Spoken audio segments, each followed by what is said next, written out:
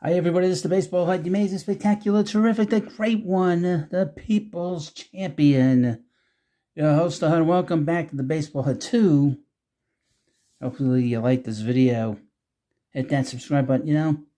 We've talked a lot about the Yankees and how poorly they've been run, and I call them the Three Stooges, quite frankly, of Hal, Brian, and Aaron Boone. And the continuation of that began the other day with the Yankees. Again, let me read you this headline. Yankees dropped 49-year no facial hair policy on one condition: no Duck Dynasty beards. That's very 2015, quite frankly. But and it seems like the Yankees are really dropping traditions. And baseball in general has been doing that too. Legacy and tradition are two words that carry a ton of weight around the New York Yankees organization. Whereas the absence of names on the backs of players' names, or the roll call from fans in the bleachers at the start of home games, there are certain decades-long rules and rituals associated with the Yankees' culture that are believed to be unbendable. That's part of why it was shocking when Yankees owner Hal Steinbrenner announced on Friday morning that the team had changed his no facial hair policy that had been upheld for nearly 50 years. Obviously, his father put that in, George Steinbrenner, hours before the Yankees took the field for their Grapefruit League opener against the Rays, the homeless Rays, by the way. Players were surprised to learn that from now on, they're allowed to grow facial hair beyond the mustache. But there is a limit. Beards must be well-groomed according to Steinbrenner's new facial hair policy. The only information we were offered from Stooge number 2, Brian Cashman, was that we're not trying to look like Duck Dynasty, Garrett Cole said, referring to the reality show. Note this against Duck Dynasty. You're grinding in the woods all the time. You don't really have another option. That was the only clarification we got. George Steinbrenner, Hal's father and the Yankees owner from 1973 to 2010, introduced the previous facial hair policy, no long hair or beard, since 1976. The policy was inspired by his military background. Steinbrenner believed it was important for Yankees players to look clean and disciplined. So why was now the right time for Hal Steinbrenner to change the rules? It was a decision that came down to winning, Steinbrenner said, which is why he believes his father, who died in 2010, respect his choice. Ultimately, the Yankees do not want to be put in a position where they fail to acquire a player because of the club's antiquated facial hair policy. Let me ask you a question. Did they ever lose a player that they really wanted where the facial hair was an issue? No.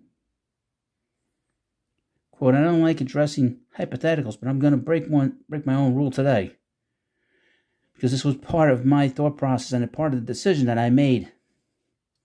If I ever found out that a player we wanted to acquire to make us better, to get us a championship, did not want to be here, and if he had the ability, would not come here because of that policy, as important as it is to that generation, that would be very, very concerning. I'm fairly convinced that that's a real concern.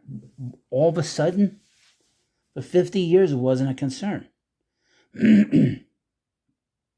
This is just stupidity. This is also called pressure from the media. For 20 years almost, the media has been complaining about the facial hair of the players. The length of the hair, the facial hair, the facial features. They're very obsessed with it, okay? And they basically shamed the Yankees into changing this. Plus, the fact is, the Yankees look foolish because I would mention Juan Soto doesn't have facial hair. He's clean-shaven. So they didn't lose Juan Soto because of that. If a player does not want to sign with a team because of facial hair, there's something wrong there. Most players don't care. They just want to be paid. They'll shave their beards. They'll cut their hair. Johnny Damon was one of those guys. He did it. It didn't seem to bother him. It was talked about when he first came into camp years ago, and that was it. They moved on. Also today, on Monday, the Yankees said that they were not going to be playing Frank Sinatra's New York after every home game. Only games in which the Yankees win. Now, I'm not a Yankee fan, as you know, I'm a Mets fan. But this sort of disintegration of tradition throughout baseball bothers the hell out of me. Why are you doing away with these traditions when clearly Hal did not say he lost a player because the player had a beard and didn't want to sign here? Now, according to Devin Williams, the new closer, he said that he talked to them about it. Okay. I highly doubt he was the reason, because they made a trade for him. And then plenty of players that had long beards and long hair, and they all cut their hair, and they all do what the policy is. But the media has pushed them very hard over the last few years to do this stuff, and now they're continuing on to disintegrate, waiting for them to put names on the back. That'll be the next thing. Waiting for them to put names on the back. There's certain things in baseball, you can pin your hat to. With the Yankees, one of the things was to make sure that they're clean shaven. It's sort of a traditional thing. It goes back to Babe Ruth and Lou Gehrig and Joe DiMaggio. That sort of cleanness, that crispness, and Mickey Mantle. And why they did this now? Is it because they lost Juan Soto? That's a possibility. Just a way to get people to stop talking about Soto. It was interesting. Soto hit the home run in his first at bat. Sort of announced himself to the Met fans.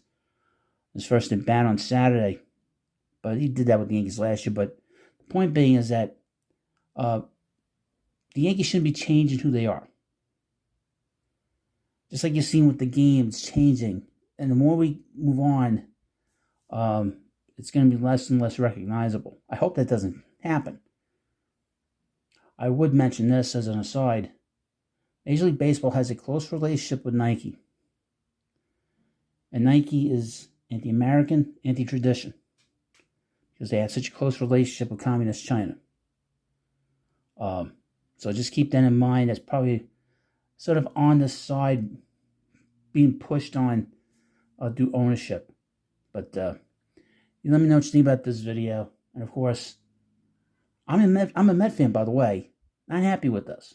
I'm sure there's Yankee fans, they don't care. But I think you have to keep traditions going.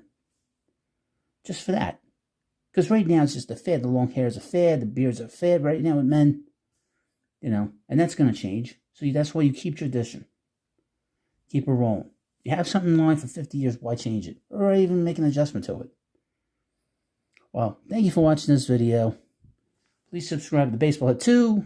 I'll see you later.